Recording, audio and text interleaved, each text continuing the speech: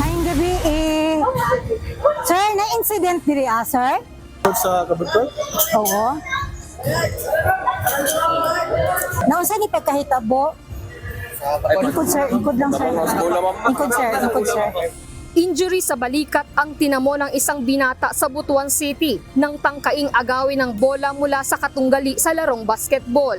Bunsod ng tawag mula sa City Disaster Risk Reduction and Management Office, agad tinungo ng UNTV News and Rescue ang barangay Port Coyohon upang tingnan ang pasyente.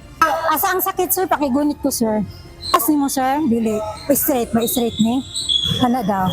Kana taas. Mataas ni mo siya? Nadatna ng grupo ang binata sa basketball covered court ng barangay, kasama ang mga kalaro nito na inaalalayan siya dahil sa iniinda nitong pananakit ng kanyang kanang balikat.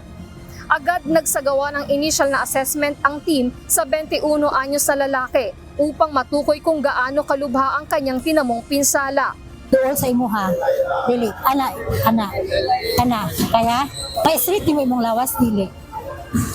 Kanara kaya ni mo? Sige, sir, check ko panlain ni mo diri, sir. Diri, walay sakit diri, sir. Di mo sakit siya kung ilihok or kung ilihok. Nahihirapan ang pasyente na itaas ang kanyang braso, kaya nilagyan siya ng isling at sote upang maibsan ang nararamdaman na sakit. Gayon din upang ma-stabilize ang kanyang balikat at maiwasan na maigalaw ito ng mali na maaaring magpalala sa kanyang kondisyon. Isling lang nato siya. Isling lang.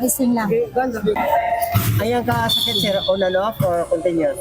Napag-alaman ng grupo na dati na ring nagkaroon ng shoulder dislocation ng biktima, mahigit 1 taon na ang nakalilipas nang siya ay madag-anan sa paglalaro.